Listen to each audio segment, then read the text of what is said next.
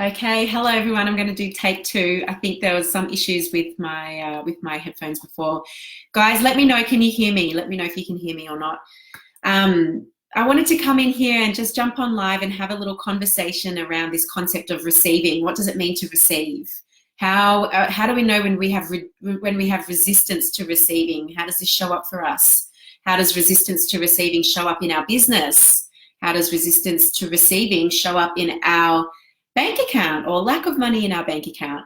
Receiving is really, really important, and especially when we're working with big financial goals, when we're creating big audacious goals and we're calling them in, which is a lot of the work that I do with my clients, is really working through the blocks that prevent us from believing that we can have this money that we're manifesting, that we're working toward.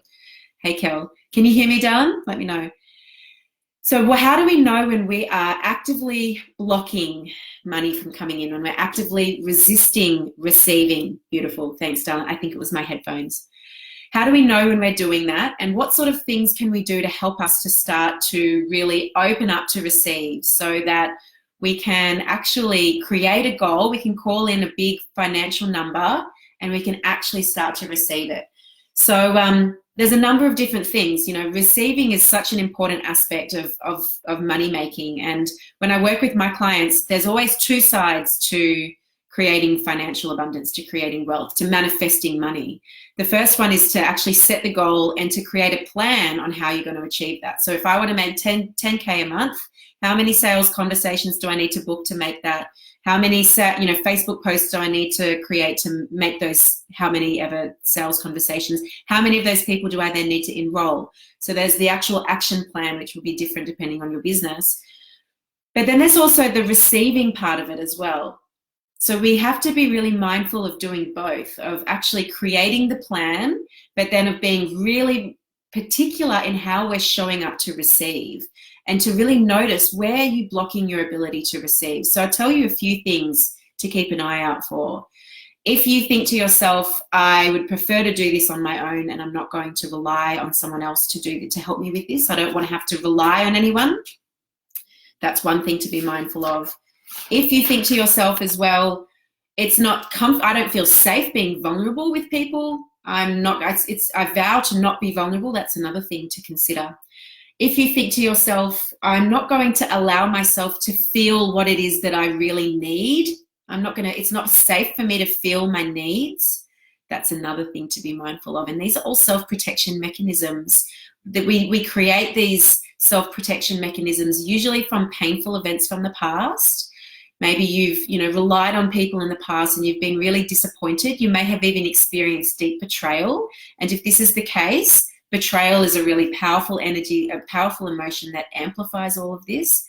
But anytime you find yourself spinning into this mindset where, it's better for me just to do it on my own, I'm not going to rely on other people, I'm not going to feel my needs, I don't want to be needy, what this actually does is this blocks our ability to receive. We constrict our energy right down, and we are not open, and we need to be open in order to receive. We need to be energetically open. That sacral chakra, the second chakra, which is our receiving chakra, has to be open. And like I've spoken about in other videos, guilt and shame are the two emotions that block our sacral chakra's ability to receive. So we might think that we're being, that we're self-protecting here, that we are going into, self-preservation mode. But it's really important to be mindful. Where can you more ask for and receive support? This is something, whenever I have a new client that comes on board with my programs, this is one of the first things that I say, is that you've paid me to have my support. This is what you're paying me for. You've paid me to be on your team. I want you to really practice asking for and receiving support. So when you feel like you really need support, I want you to practice really asking for that and receiving it, because it doesn't come easily to us. We think, I'm Superwoman, I can do everything.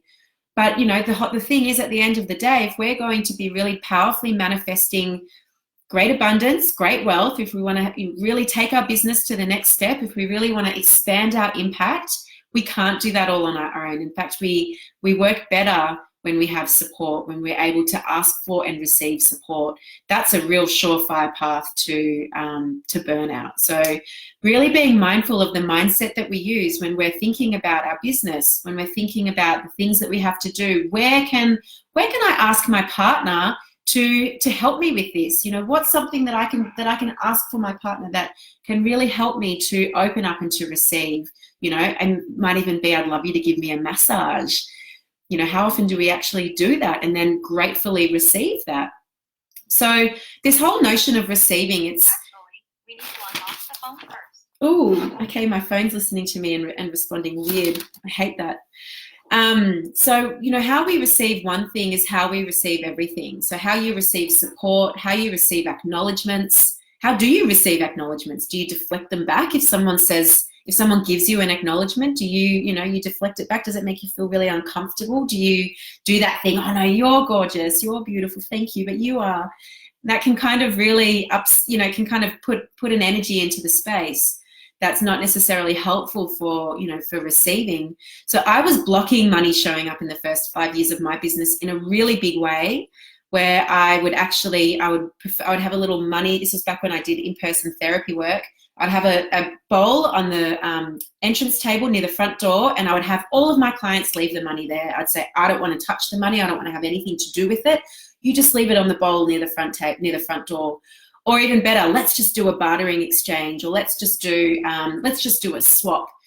Or I do this thing, I'd be like, it's $100. Is that okay? You know, and it's really all of these little things that build up to us actually blocking money from showing up in our business, to us blocking that flow of abundance. But it's not just in money that we receive. Obviously, we receive support, we receive acknowledgement. The big thing that I'm working on at the moment is ease. So can I build my business to the level that I want it to be and have it be easy? Is that something that I'm willing to receive? Or do I have to manifest all of these extra challenges that make me feel like at least I've worked for my money, you know? These are really kind of foundational aspects of money mindset, but the more you're aware of them, the more powerful they can be for you. So I just wanted to pop in here and have this little conversation, float this idea of what does it mean to receive? How do you know when you're resisting receiving money in your business? I'm actually running a 7-day online immersion in a couple of weeks. I'm going to drop some more information about that underneath this post. But we're going to be really diving into reducing the resistance around receiving. So we're going to be looking at all of this in a lot of detail. We're going to be looking at how to really work with your unique money story and really rewrite it so that it really works for you, so that your relationship with money is one that deeply honors and serves you. It's so important. So important. But I'd love to hear from you. What's your experience with receiving? Is it something that you find easy? Are you easily able to receive support, to ask for and receive support, to receive, acknowledgement, to receive praise, to receive money? Or is it something that you struggle with? I find it's interesting, women, we really, from my experience personally and a lot of the women that I work with, this is something that we have to really work on. We have to really practice. It doesn't come easily, probably because we're so used to doing everything for everybody else and putting everyone else's needs before our own. And I think there has to come a point where we have to realize our needs are priority number one, even before our children. We can't fill our kids' love cup if mum's love cup is depleted. And the same goes for business as well. So how are you really filling refueling your needs in your business? Receiving is uncomfortable, especially with compliments. So what comes up for you, Kelly, when that happens, when someone gives you a compliment? What do? Do you get uncomfortable? Do you deflect it back to them? How's this showing up for you in your business as well? Are you able to have those conversations with people about money easily? Are you able to really state your pricing comfortably? Is there anything that comes up for you around that? I'd love to hear. And, at the end of the day, this is all rewirable. This is why I do the work that I do, because once we have the awareness of this, we can change it. Awareness is everything.